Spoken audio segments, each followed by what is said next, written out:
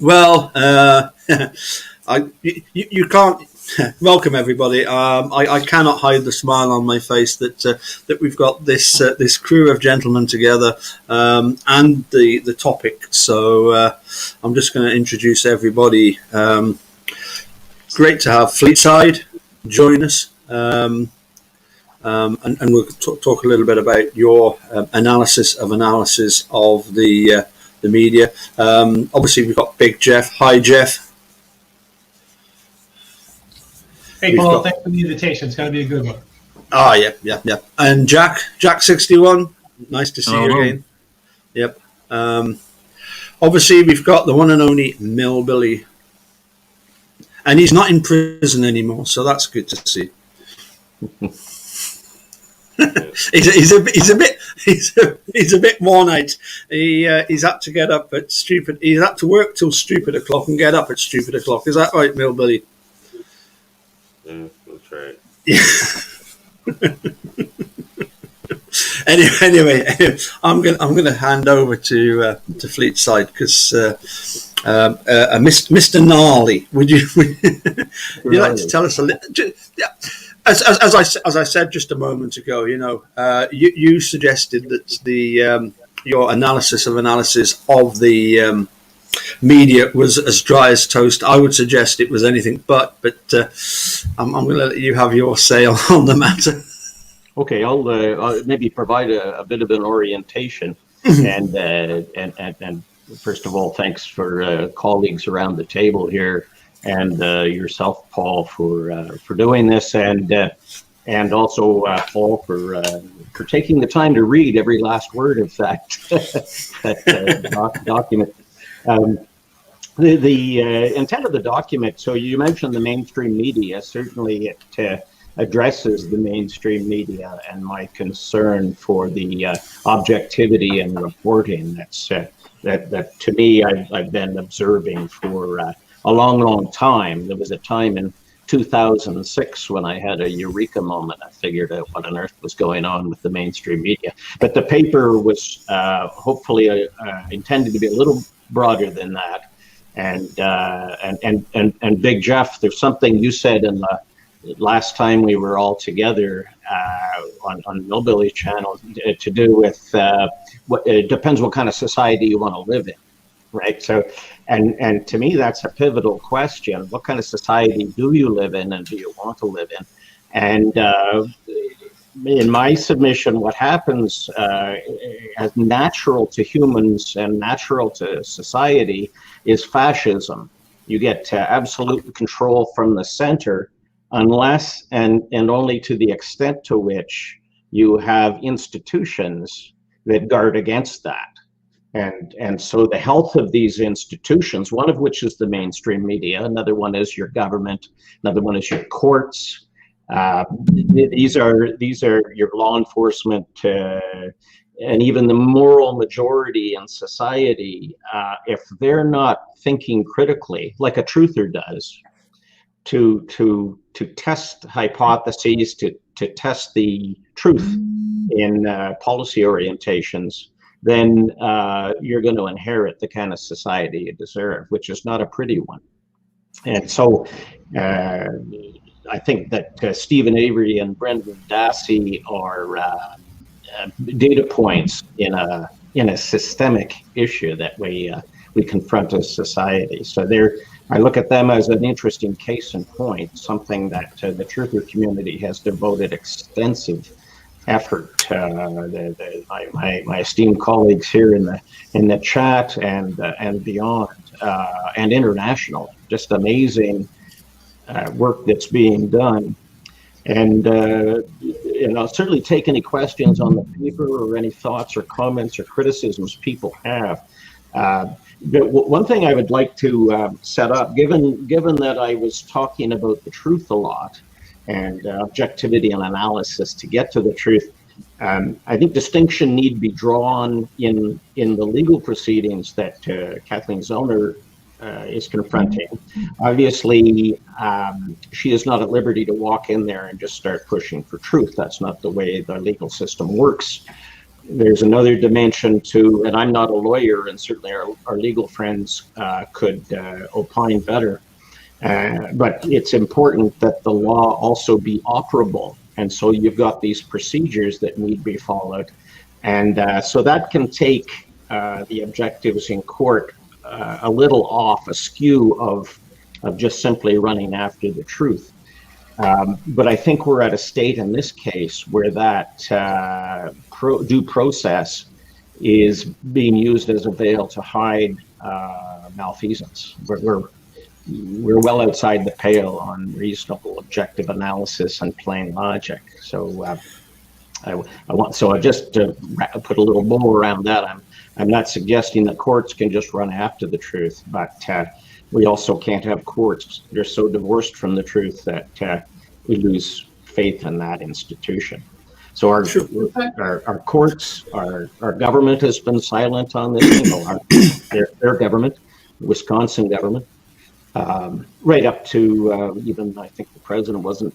Somebody had approached Obama's office at one point when he was in the White House. I think in the end, the vast majority in the community are letting this happen. And unless and until you can reorient the average mind, it will continue to persist. And one way to do that is to keep talking until they're walking. That's exactly the epitome of a very important role for truthers. Can I just before Jeff has a go first, and we'll just go around the table, and we need to add in a gorilla that's been captured and brought back into captivity. I'm just a bit worried when you said that you had your eureka moment. I fear that you ran through the streets of Ontario like Archimedes. No, I should have. Please assure me you did not. No, I did not. No, it was a very quiet moment, but it was watching a newscast in 2006 and wondering why on earth the mainstream media artists on the screen weren't asking the key questions, the poignant question. Why on earth were they similar logical gymnastics to step around obvious questions that one would ask? And then it all sort of came together. Hey, sorry. Sorry, Paul. No. Sorry, I was going to say, Jeff. Sorry to interrupt, but please carry on. Thank you. Hey, good to see you again, Magilla. Good to see you could bust out of Mr. Peebles. A little bit to join us. Love it. Fleetside, I 100% concur with your analysis, and the only thing that I would take issue with is that I think the picture is actually a little bit worse than you actually painted. and I'm gonna, as usual, I'm going to bring the receipts to the table. Because my fear, one thing that I would add to your list of people at the beginning, you mentioned government, you mentioned the courts, you mentioned the media. You also need to throw big tech, I think, into that picture as well, because that's the primary means by which even people on this very channel are getting things out. Of the primary investigations that people perform tend to be YouTubers, Twitterers, Facebookers, all under the control of big tech. And right. the thing that's going on right now is we have a very serious stance by big tech, where they are silencing, they are shadow banning, they are eliminating what they call today disinformation, conspiracy theorists. Right. And let me tell you something. If Governor Evers decides that, it's getting a little bit too hot, how long is it before he goes to YouTube or Twitter and says, hey, look, this disinformation is too much.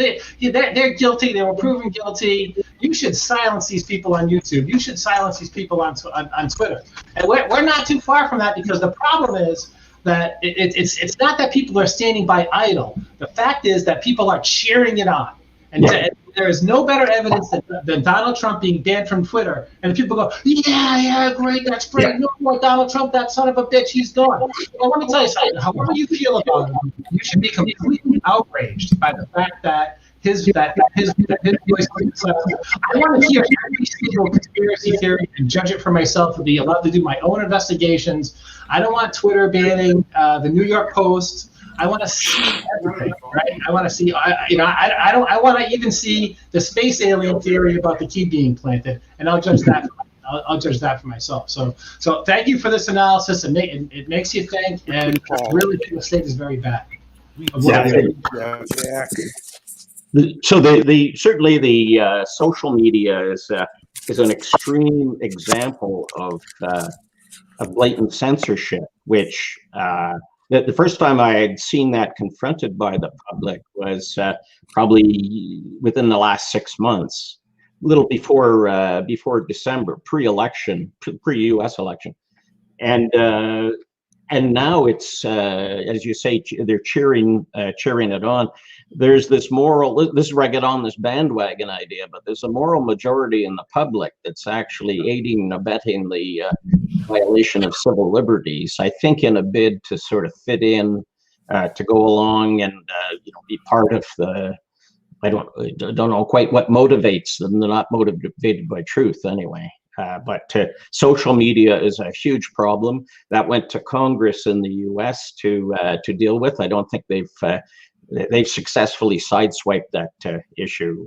But absolutely, social media is one of those institutions, especially with the internet and everything from Facebook to Twitter to YouTube, and you can be demonetized, you can be alienated, you can be shut down.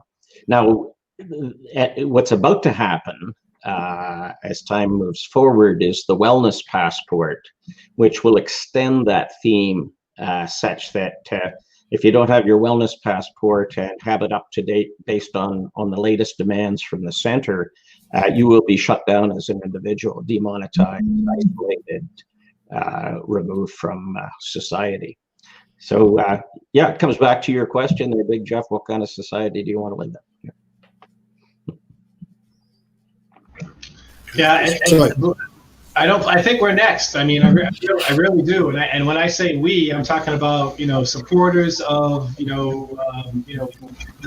things that the general moral majority, as you put it. I'm not sure that's the term that I would use, but the sort of the uninformed centrists would easily label conspiracy theories.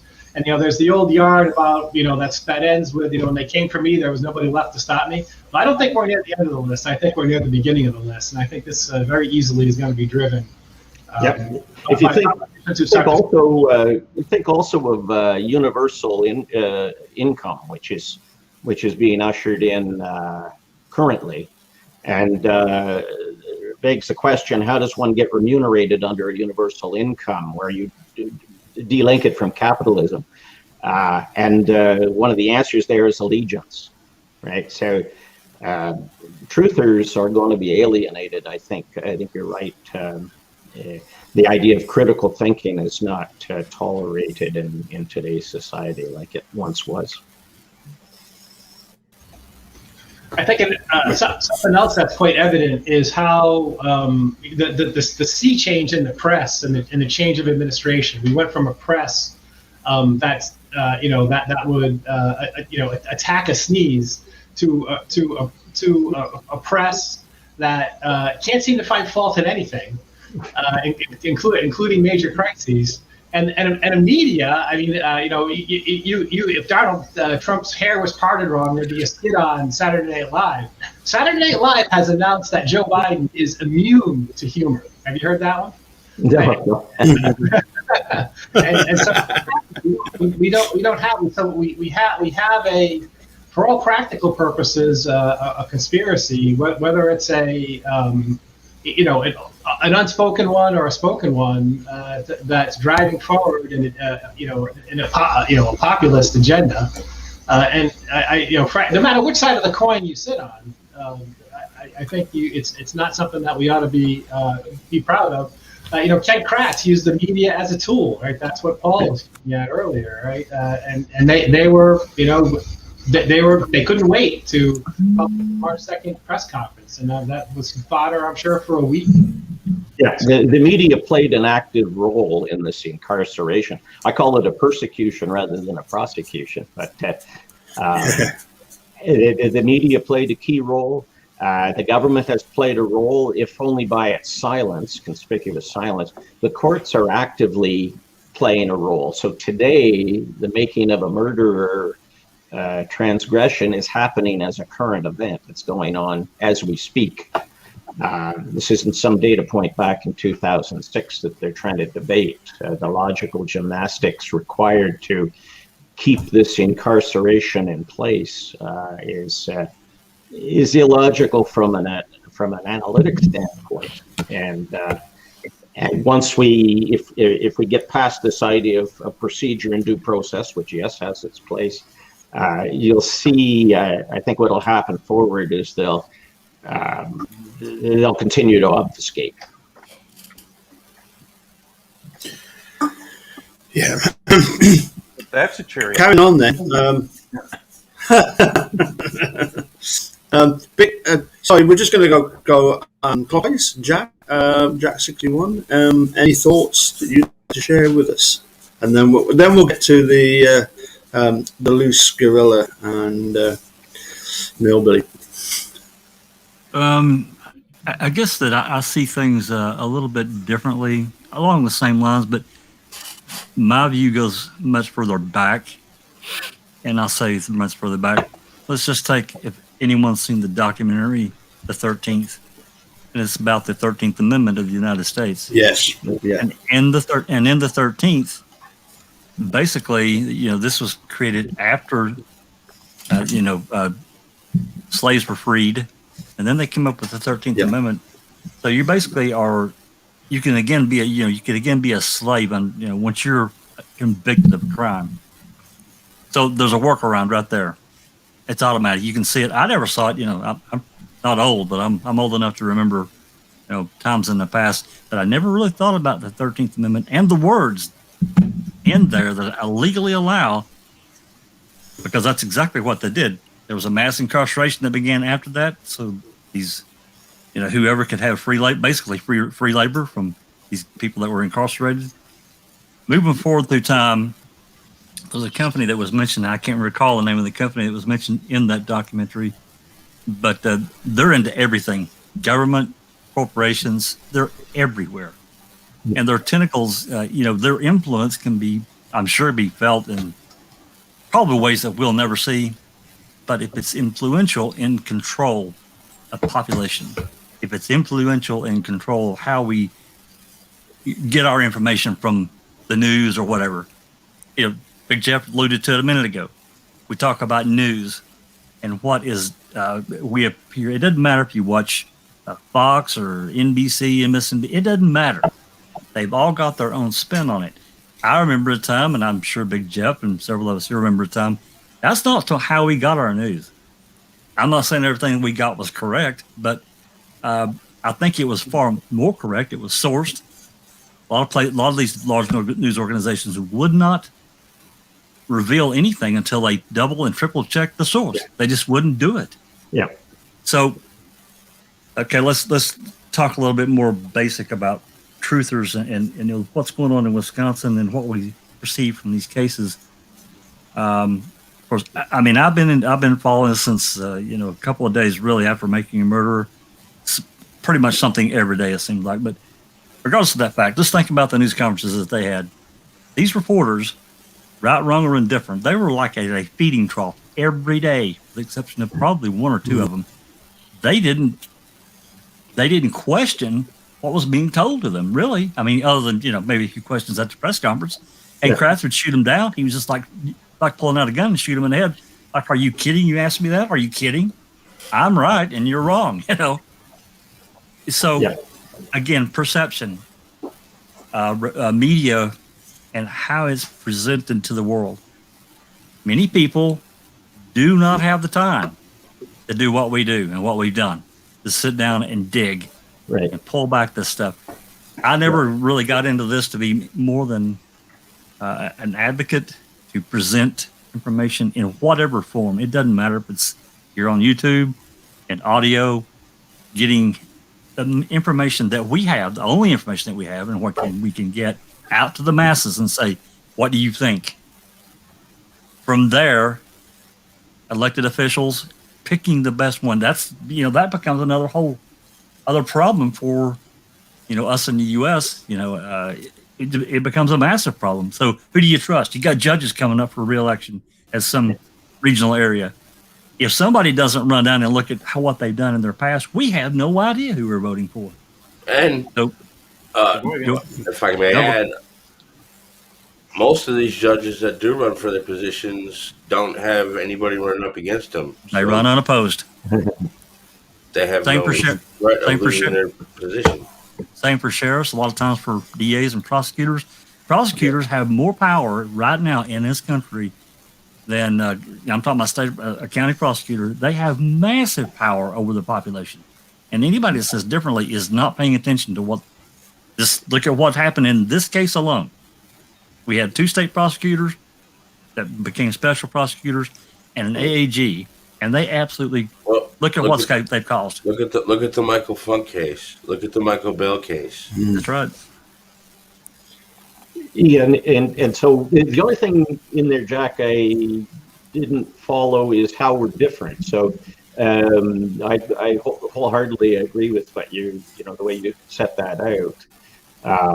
But so exactly like Big Jeff said on the social media side, I think that Malaise has, before we knew what a social media was, had already taken over the mainstream media. And so the question on the Avery case is: are the court's objectives? Are they objective? Sorry, and is the judge Sukowitz? Is she compromised? Is she able to objectively determine? We don't know, obviously, but these would be the key questions. And what's super intriguing about the Avery case is the fact that the malfeasance was plentiful before we ever heard the name Teresa Halbach.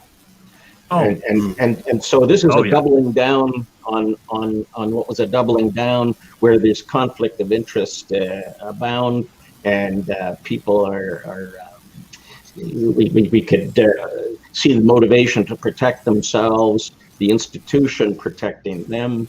This is a very newsworthy and topical story that the public should objectively opine on, understand, review, and yet it gets hit and miss by all the institutions, and they hit and miss on the same things in the same way.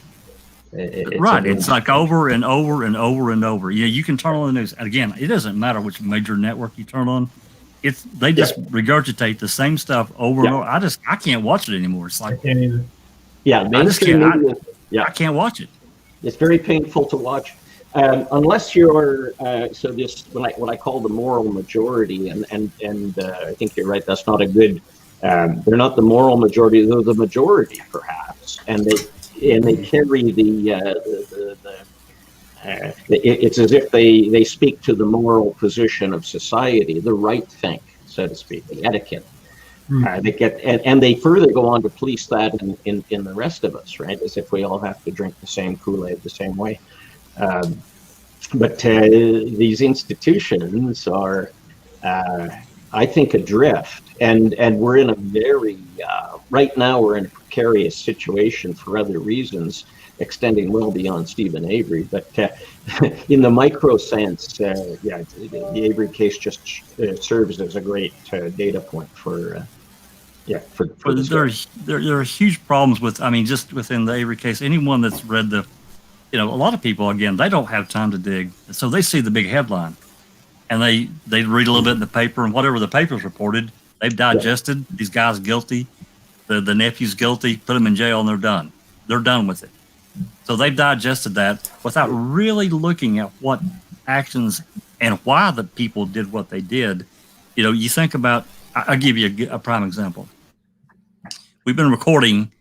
Well, we've actually finished with all the trial recordings of the Stephen Avery case, and listening to, and I've read it before, but recording it is completely different, and listening to other people talk through this testimony, get all that said and done, and now we did the Brendan pre-trial stuff, and now we're into the trial, and basically, if you read Brendan's trial, it's all about Stephen Avery. It's not about Brendan.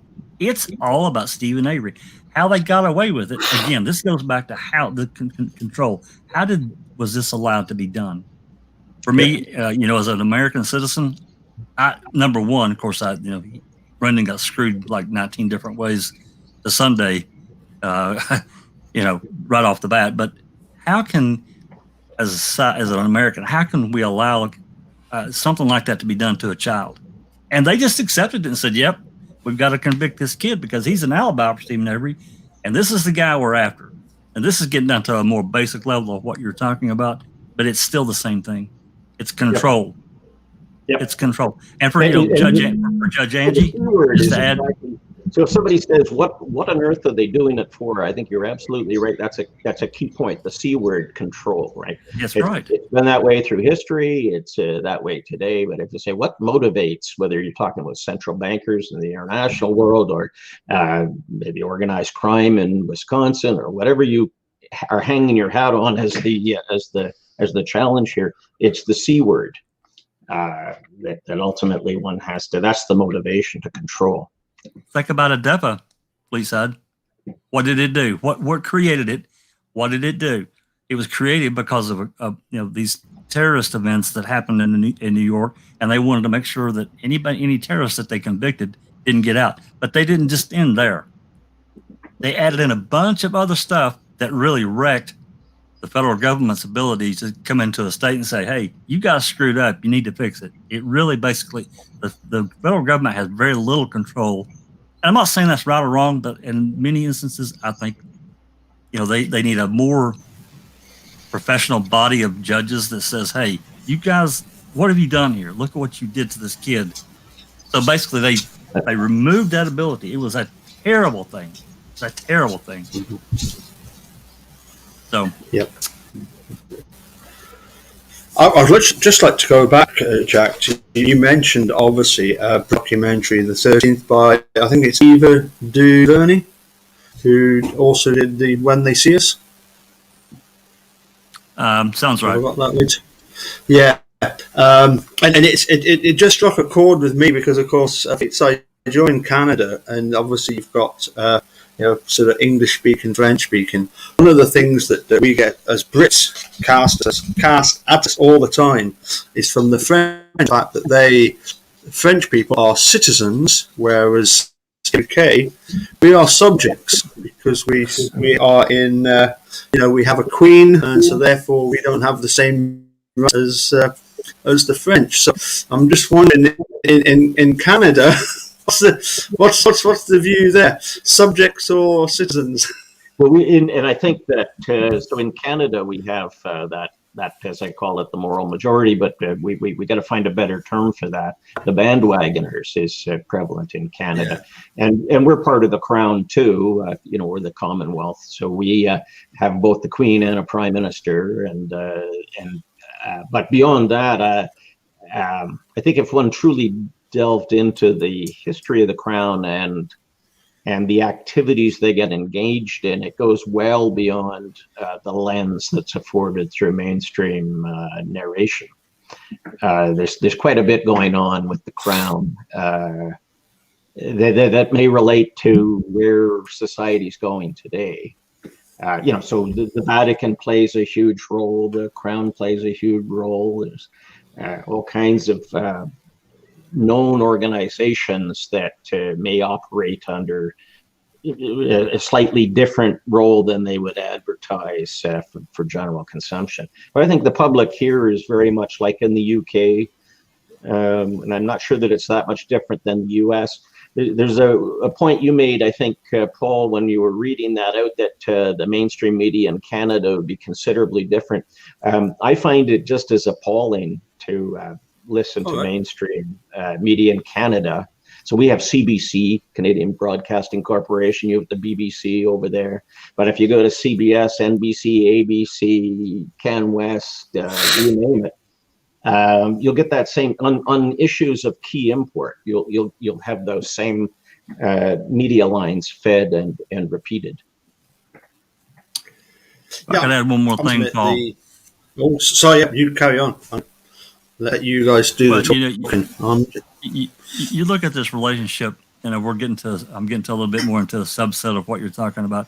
You look at this relationship between media and law enforcement, and there is a relationship there. We've talked about it to some degree, but the one relies on the other, and it's a constant thing. Big Jeff alluded to it a little bit ago. Used to you get a report, some event that happens, and now you have media creating an event. Mm-hmm. It didn't necessarily they blow something up. Again, it to me it just is absolutely asinine, and it's got to stop. It needs to stop.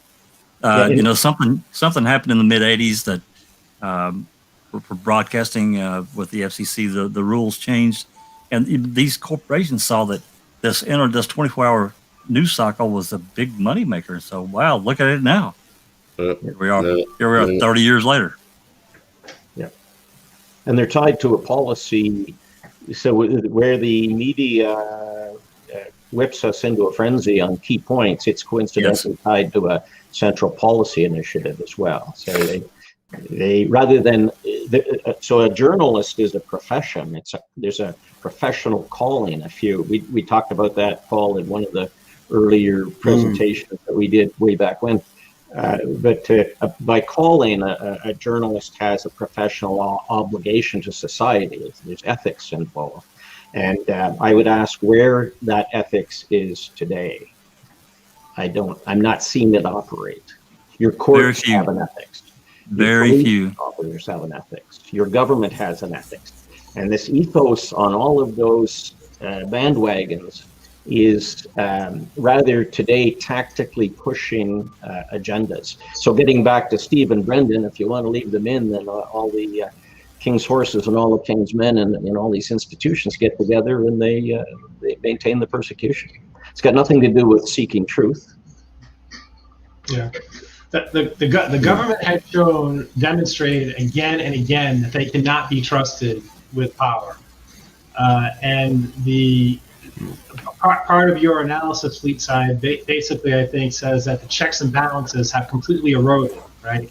When the media was the check on the government, and now the media and the government are sort of working hand in hand together to put forward, their agendas. Very evident in the Avery case. Yeah. Then they've completely failed. And the more they try and coalesce, AEDPA was put in there because of terrorism. You know what else was put in there because of terrorism? The FISA court. And we now know, we found out that they're using the FISA court, a court that's supposed to be used to spy on terrorists, to investigate certain healthcare irregularities. That's not what that court was intended to do. Who is watching the watchers? The entire Bill of Rights is a shield against an oppressive government, and the founding fathers recognized that government will run amok if the people let it. And my biggest fear is we're cheering it on. How does democracy fall? The thunderous applause. Yeah, and one you didn't mention was the Patriot Act. But it was also put in the name of terrorism, which is a breach of your civil liberties and whatnot. Now, we always have a good reason for it, right? So the good reason at the time is we had to because of this imminent threat of terrorism. But you'll notice that any plans from the center are cloaked in a benevolence. They're all philanthropists. And they're doing philanthropic things that are good for society. And if you burrow below the surface, you see, well, there's also a tactical purpose here that one would want to be mindful of. And the mainstream media, for its part, is the marketing arm, or acts as if it is the marketing arm for that policy push. So in the case of FISA or Patriot Act or any of those, you push the terror threat through the telly day in, day out, and lo and behold, you've got the pretext to put that in. Now we could go to other key events that are going on in the world and find the same thing, which benefits the same people. You could take let's just take, for instance, going back to the Avery case. Take the press conference that Ken Kratz had on March 2nd, 2006. what did they do in the state? They preempted all the local programming or the national programming and broadcast this because for them it was a cash register. That's all it was. It was a big cash register. So it's absolutely, I guess it's good to report this kind of thing. Well, if you notice, all these newscasts, they all have YouTube channels now. Yeah, they do. Mm-hmm. Jack, if you listen to the jail calls during the, before March 2nd press conference, one of the people that Stephen talked to a few times was Rollie Johnson. Yep. After that press conference, Rollie's tune completely changed. Rollie was like, I don't believe he did this, and after that press conference, it was quite obvious that he had a much different opinion. That's right. He was swayed by the court of public opinion. It's a court where you do not have a say. No court should be like that. The court should be it's an adversarial place where we have one side arguing against the other. And neither Stephen nor Brendan had any advocacy. None. Starting from the beginning all the way until Dean Strang and poor Brendan. I mean, he had Len Kaczynski, who was actively working against him, so he had zero say. Yeah. He was at least trying to get real lawyers. He had lawyers he had were the lawyers from the civil case, which they're not criminal lawyers. Not trying to diss them, but they're not criminal lawyers. And he didn't get those lawyers until Dean Strang wasn't officially on the case, I think, until the Friday before Brendan confessed. I think that's the date that end of February, yeah. And you got to remember, Kratz tried stopping him from switching counsel. That's right. Yeah. The judge approved it, and Kratz found out of it before it was too late, unfortunately. And then they throw Stephen in the hole, and then the whole thing happened with Brendan. Was that Willis at the time? Yeah, I think so. Yeah. Willis was there in pre-trial motions. Yeah. Yeah. It's so you're right about the adversarial. The court is designed, and that's part of the professional calling as well. You've got two sides maximally arguing, and that's why the judge in the middle is to be the objective arbiter, and that's missing. Certainly, if a judge is in the pocket, so you've got police, you've got a district attorney, you've got the prosecutors, well, the DA, and then you've got the courts. You get the mainstream media, the government staying silent. Well, you don't only have that police side. You've got at least 3 or 4 different police departments that are also on the side of the state. Yeah. So you've got basically an army against a handful. An army against the truth, I would argue. And if history is the guide, I would suggest what will happen is this will get remanded back to Judge Tukowitz, who will have the various difficult task of putting pen to paper with the mental gymnastics to try to create a narrative that could somehow plausibly be swallowed. And then the Court of Appeals would say, we'll go with that, which will cause Kathleen Zellner to have to go to the Supreme Court to have it overturned, and the Supreme Court will, through a narrow margin, fall in favor of the state. So my preface to that was that if history repeats itself, but that's the path we are on, unless and until somebody can get it off that path. Well, hopefully, she won't come back with some kind of word like inexplicable that they gave the bones back. Yeah, I mean, can't really. You can't explain why 3 prosecutors and a couple of cops gave biological evidence away out of a murder case. Come on, I don't know. She's going to be under enormous pressure. I think she's really probably kind of screwed no matter what she does. But how is she screwed? She's not going to get elected again. What does that mean? Well, I don't know. I mean, I don't know what kind of pressures that. I can only speculate, I guess, really, from my vision of it, looking back over time of how she's reacted in the case and the things that have been done, going back, to Avery's pro se motion in 2014, when he filed, they said he'd been surveilled. and then all that rigmarole happened. Came back. Well, they can't find anything. Casel's not really cooperating though. They come out, 5 years later, Trash releases that video showing he was being surveilled. Come on, Right. I don't really know. Politically, I guess I don't know if she would actually be life threatened, but I mean, I guess I'm talking about more from a political standpoint for her. It'll be more embarrassing though, right? So I wouldn't want to be in her shoes, let's say, No. if the obligation was to maintain the making of a murderer. That's Right. becoming increasingly challenging to maintain on the rails. So that's if it's remanded back and she has to be the one to put that pen to the paper, I wouldn't want to be doing that. But as to what are the implications of that, she'd probably get rewarded in the end if it's a crooked, if the system is as crooked as we, seem to see. I think Fleetside, part of your analysis really speaks to what's going on here. I mean, maybe sort of say, even though you don't say it's probably at the root of what's going on. I have no doubt in my mind that Angela Sikowitz thinks that Stephen Avery is guilty. And it doesn't really matter to her what she writes down on that paper. I don't think she's necessarily being an agent for the state. I think she doesn't care. I think she thinks she's guilty, and so she's kind of going by her own moral majority, doing what she thinks is the right thing to do, and she can sleep at night because she's keeping a murderer in jail because she's positive he's guilty. So the law be damned. I don't care what the law is. I'm going to do what I think is right.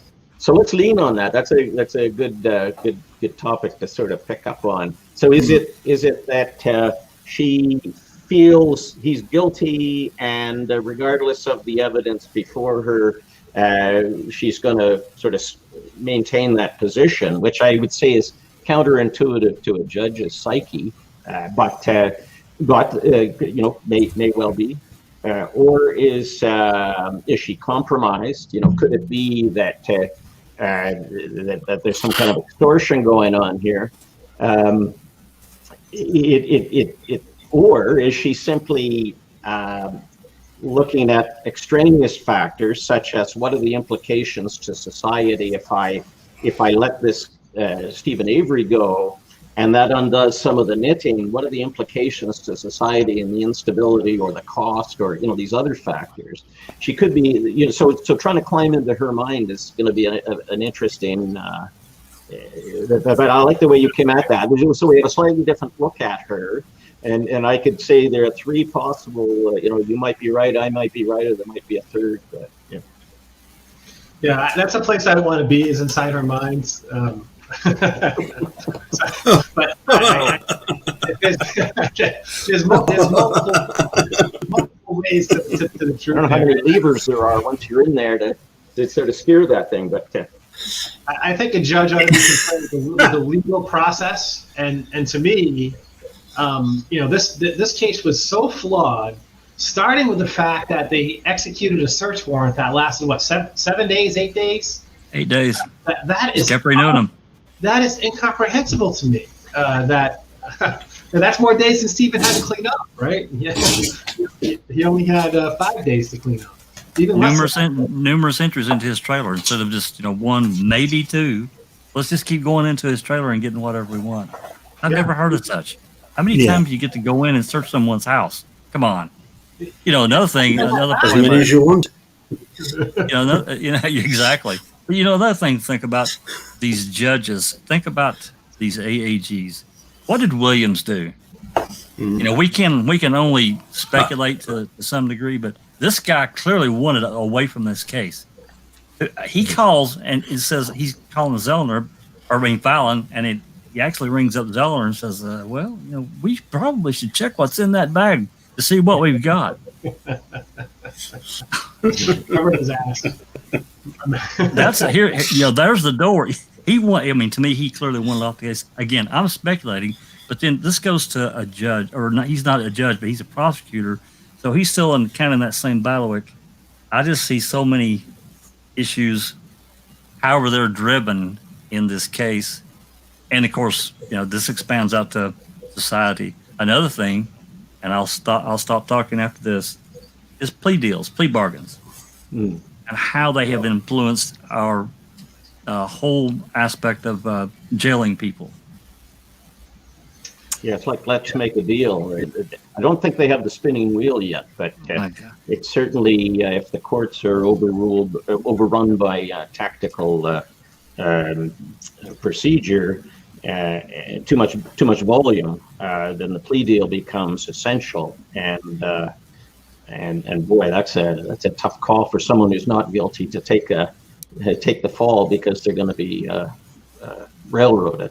Something like 96 or 97% of all cases are settled by plea deal. Yeah, that's not a good statistic for integrity of institutions. Yeah. No, it's not. It's terrible. In my state, judges are appointed rather than elected, and that there is very strong suspicion that the appointing process is just laden with payola. Some very interesting things happened with the former president of the Massachusetts State Senate, whose name happens to be Billy Bulger, who happens to be the brother of notorious mob boss Whitey Bulger, and his state, for example, originally taken away. That got reinstated by a judge who was particular. That we don't have to go all the way, but I'm not sure which is worse: electing judges or appointing them, because you get one in there. It's just. 6 1, half dozen the other. Yeah, I'm not sure what's the right way. I mean, we've got appointed judges, as you would too, Paul, and it seems to me perverse to have an elected judge. But on the other hand, and part of the problem with everything I've been saying in the paper is it has a fairly ideal perspective. So, we could argue why the system in the U.S. operates that way on a sort of political level, but I would say our judges are not untouchable as well. So at what you're saying, they're big jump the money where the rubber hits the road. There could be payola to do with election orientation or just the popularity. I won't get in again unless I reflect the mob mentality, which brings us back to that bandwagon thing. But it could also be that they're compromised. So the most fascinating thing about Making a Murder to me is unfolding today, and that interplay between the appeal court and Judge Sukowicz. She'll be the one to really watch to see how far outside the lines she has to color to try to force this back in, and how much of the system supports her in doing it. Sure. I've got a gorilla waiting to give us his thoughts. So, Magilla, please. Okay. I try not to think too much about things I can't change and realize I'm more an observer of those things. Maybe try to share truths I discover, but if you look at the currents of history, at least we're not being burned at the stake or drawn and quartered. Right. The evolution of human society is a pretty scary thing on a broader time horizon, and I hope it's pointed in the right direction. But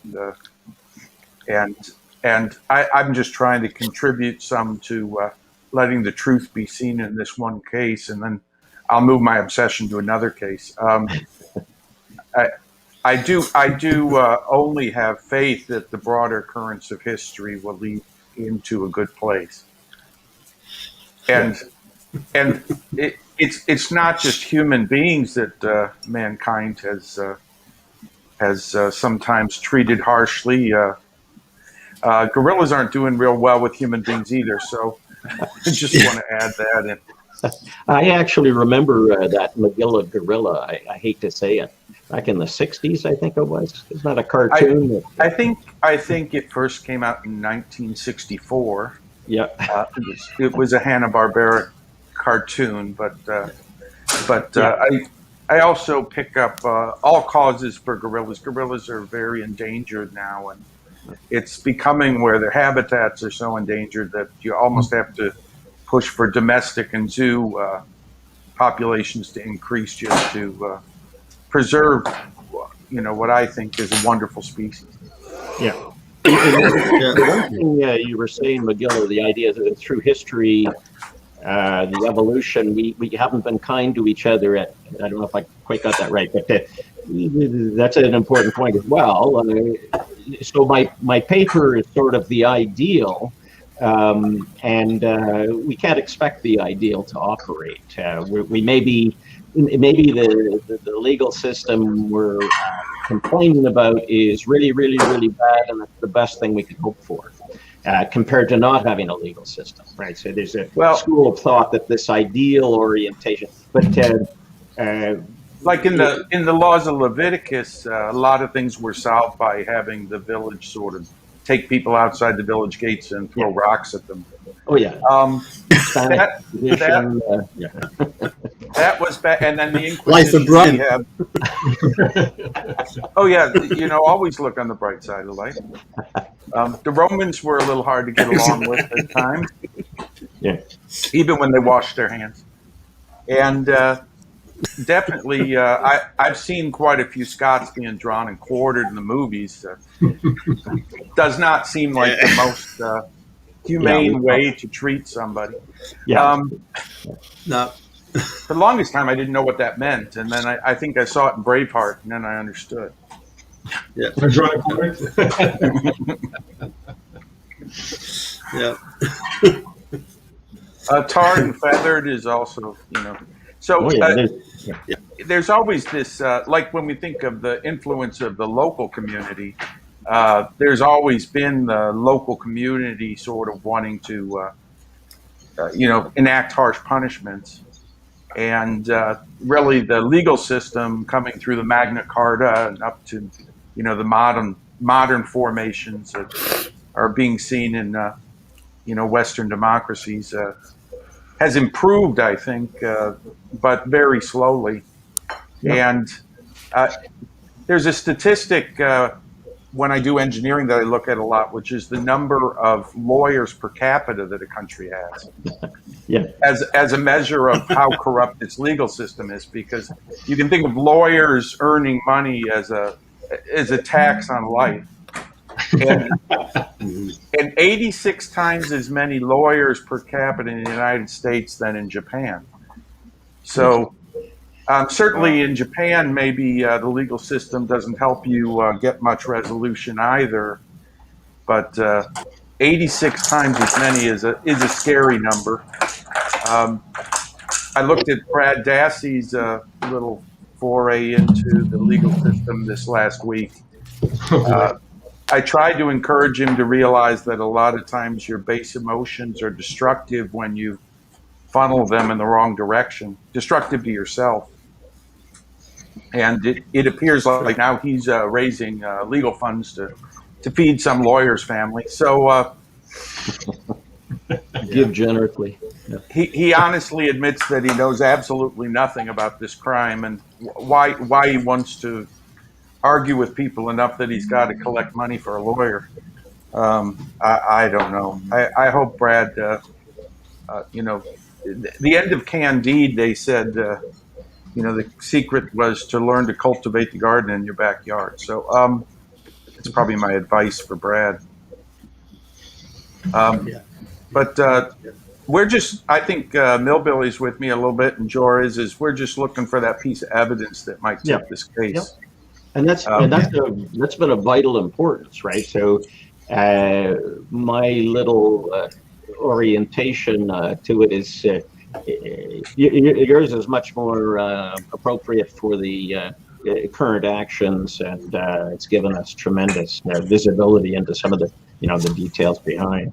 But when you mention Magilla, you mentioned the sort of local vicinity wanting to have their way, like a vigilante justice sort of thing. One thing that's interesting here, so this is extended beyond Manitowoc to Calumet County.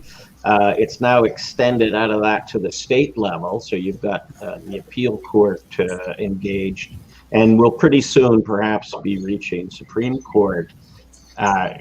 So we're getting well out of that local community, but we're still seeing the same aversion to transparency and truth.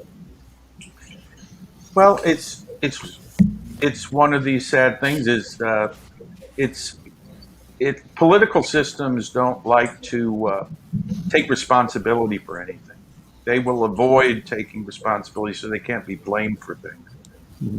So I think we've created some waves of pressure on the Wisconsin government, but actually they see this subsiding right now.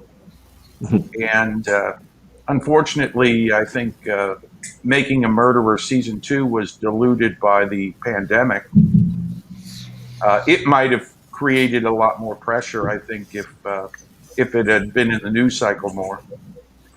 And if we don't come out with a breakthrough, I think it's going to be hard to regenerate that type of pressure on this state government. I don't see our state government that concerned about this case at all anymore. No, not a relative priority, right? It's very sweet. Yeah, Can I just throw out a question though? I will say I'm pretty sure I understand Angela. Oh, sorry. I'm pretty sure I understand Angela's perspective. Is she's got a rubber stamp that says hang 'em. Yeah. And a lot of people elect people because of that, and that goes back in history a ways. I was going to say, can I just throw out a quick question? Obviously, Kathleen Zellner early on was actually criticised by one or two other attorneys in newspaper articles for her use of social media. Thoughts on, on aspect of things that what's good for Ken Kratz. Kathleen Zellner is showing she can be just as effective. So what are you guys up to? Yeah. Well, I think I think she's used. We're behaving. It's an experimental field, I think, for lawyers to use social media, and it can backfire. I think she's aware of that, but I think she's felt like she does have to create a lot of public opinion pressure to create pressure on these elected officials. I can say that it's living here in the state, and I don't know if Milbillie would agree, but I feel like the elected officials have not shown any interest in this case other than, Josh Call's name showing up on those recent filings against Zellner. Not a word. They act like they're blind, deaf, dumb. This isn't really going on, and that we're just a fringe group, I think, is how it feels in the state to me. Yeah, I just add to your thought and Paul's question there. I think the difference between the Kratz press conference and what Kathleen Zellner was using is one supported Stephen Avery and the other didn't. Today, fact checking is driving the protocol of right thing, right? This fact checking phenomenon. But Kathleen Zellner's use of the mainstream media is going against the protocol that's being policed by the media and the social media, as Big Jeff was pointing out. The social media is blatantly doing it. They're not even hiding it. Yeah. So one of the ideas I had recently, I mean, obviously, local pressure is more effective than statewide pressure. And when Uyghur got elected sheriff just recently, I thought there might be a way to actually get evidence out in Calumet and make Uyghur into a chance to be a hero on the case. I've met resistance within the truther community who, thinks Uyghur, I guess, should be at one of the levels of hell that Dante described. I'm not sure which, but he I agree. Seven? Okay. But he is in a position where he's very visible and looking for re-election. Yeah. And if we could get the right evidence in that community, Calumet and Manitowoc, I doubt Brown County has any interest in the case right now. And then maybe we could generate some local momentum to support relooking at this case. Yeah, I think that's a key point. Media won't touch it. Media won't touch it. Media won't touch it, and will can you touch the locals? What's your sense, Milbillie, on the locals? Do they? It depends who you talk to. Depends who you talk to. It's hit and miss. Yeah. Okay, There's people that will listen to you, and there's people that don't want to hear a goddamn thing you have to say. Do you think that the average sentiment, though, has improved in Avery's favor, or has it gone the other way, or is it just all over the map? It's a good question. In those counties? Yeah. Just in general, from the people that I run into in everyday life, 95% of the people I meet that I discuss this case about don't know what the fuck I'm talking about. Yeah. And then their very next question, when I start to explain the situation and how he was framed for something he didn't do, spent 18 years in prison, was released, and then their first question is he black? I said no. So they're maybe not. They're either not informed or they're analyzing to their advantage, convenience, whatever. Well, unfortunately, the majority of our people in this world are sheeple. Yeah. Yeah. I do think a lot of them have seen Making a Murderer, but a lot of times they're like just asking you for another crime miniseries to watch. They're like the idea that fighting for an outcome for that case is important isn't something they care about. Yeah. They're just looking for more entertainment, which is I find disappointing. But. Yeah, that's unfortunate.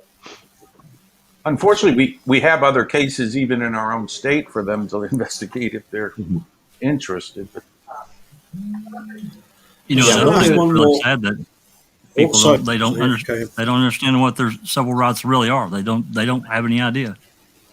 Yeah, and that's troubling because not only do they have to know what they are, they've got to fight for them. The natural course will have them removed. Yeah, go ahead. It's one of the problems the Greeks identified for democracy, I think. I was just going to ask, because I realise times I do need to take this hang for another constitutional shortly.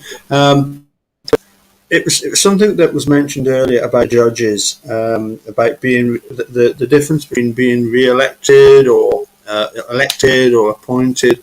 It's just unfortunately we didn't have a chance to get jurists with us today because obviously in the Dutch legal system they are appointed, and when they have trials in front of 3 judges, and the actual determination of the judges has to be so precise.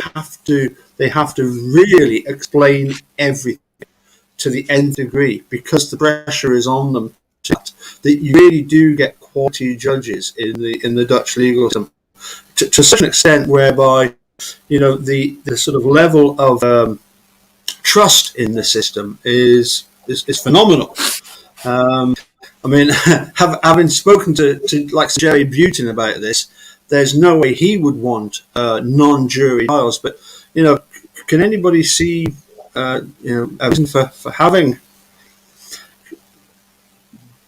I suppose, yeah. I'm asking, anybody in favour of the Dutch system? 3 judges that have to give a really good account of themselves. That would be more susceptible to personal bias, I would assume, rather than a jury, and yet it would have more accuracy with regard to law. That'd be an interesting question for Tracy and Travis, yeah. Travis, yeah. I mean, that's an excellent but I'm assuming the answer is, and they can correct me if I'm wrong, if you have an appointed judge making the call, they're going to have a more precise view on the law and its application, and then they're going to also, though, commingled in their head are going to be biases like any human, And the jury, on the other hand, has a tremendous educational process to go through, and yet you get the averaging of the view with the numbers. So it'd be interesting to see, what Travis and Tracy think. Well, I'm just going with the fact that, when the Court of Appeals first considered Brenda's case, it was ridiculous. They wrote 2 paragraphs on Brendan's susceptibility. And you've got Steve Driss and Laura Nyberg presenting. I think Larry White gave testimony. I know that Richard Leo gave testimony. And even at the even Judge Duffin and the Seventh Circuit, they all said, this really isn't good enough for the Court of Appeals to just have 2 paragraphs like this. And I just think that, to a certain extent, if you had this sort of this sort of Dutch legal way that the judges have to explain, in some sort of detail, you just wonder who's going to police it all, don't you? That's the problem. Yeah. But go ahead. Go ahead. Yeah. In Brendan's appeal, the thing that upset me the most was the judge's opinions against him clearly demonstrated that they didn't know the facts of the case, and they sure knew the conclusion. Also, there were assumptions of what could be argued and couldn't be argued that forced a lot of key facts of the case to not be arguable, and sort of conceded to the state. Like all the evidence the state is saying corroborated his confession was planted. Like that's not allowed to be discussed in this appeal. So there's like this, this illusion of some sort of process going on. And then when you even get the decision, then they just bring in more judges and run it again with people who know the facts of the case worse. And again, with the political parties involved, during the elections, the big thing is to not have freed somebody who committed crimes. That's like the only thing a judge gets in trouble for during elections, if they freed somebody who committed crimes. Yeah. And because of that, they just lock everybody up. It's lock everyone up just to be certain. And it just unfortunately, I think Wisconsin is like a big laggard on this against other states. I think the other states get to a point where they just have so many people in prison that they have to relent. But I would add to your point, I would be cautious as societies as we navigate forward. What happened in that microcosm we call Manitowoc, I would argue is happening on a larger scale in society at large. And we're going through a very interesting transformation right now. And I'm not seeing a whole lot of focus on civil liberties. There's a lot of counties that have a good-sized town on Lake Michigan and a farming community outside. Manitowoc is not an unusual place. I mean, for Wisconsin or Michigan or even Ontario. Yeah. Sure. Yeah, I've been to Oshkosh. That's as close as I got. Yeah. Well, Oshkosh is not that different, except it's on Lake Winnebago instead of Lake Michigan. Yeah. Which is a blessing, actually. I go there all the time. Yep. Well, I mean, Lake Michigan is beautiful, but she's cold. Yeah. I had a whaler time a couple of years back, but that's partly because of the quality of the Wisconsin beer, so we won't go down that route. I would like to thank everybody for. Sorry. Good. Sorry. It's a great air show at Oshkosh. Oh that's the biggest air show in the world of small planes, isn't it? I flew in there in 1981. I flew into Oshkosh, Bagosh, 1981. You stopped with Camel? Wow. Yeah, I stopped with a little Cessna, but I had a pilot's license back in the day, and that was absolutely incredible. The largest influx of planes in the world. You've got planes coming in on final approach, some with a stall speed that's slower than the you had 4 planes at one time landing, 2 on the active runway, 2 on the taxiway. and somebody just steering the planes off into a parking lot. I mean, it was a madhouse, but incredible. Yes. But don't they do something like 55 mile top speed or something like that? Yeah. In a good wind, you can actually land going backwards. Yeah, yeah. Oh, yeah. You can go backwards. Strong wind. Yeah. Listen, I would just. I would like to thank everybody for coming along, but I'm going to give the last word to Fleetside to sum up this afternoon, because it's been absolutely brilliant having a real dream together of minds looking at this. So I'm going to shut up, and Fleetside, it's all yours. Well, so firstly, thank all of you. Thank you, Paul, for having us, and for the colleagues in the chat. Some fascinating perspectives. And my last thought is simply that I'm not as confident that the legal procedure will go in our favor unless and until we cause a sea state change to get those institutions back into their obligations. One way to do that, I think, is to touch the public locally. I know Milbillie's trying to wake anybody up that he can, but he's a one-man SWAT team down there. And so you have a political prisoner, basically, and the way to do that is to keep on talking until they're walking. Amen. I agree. Amen.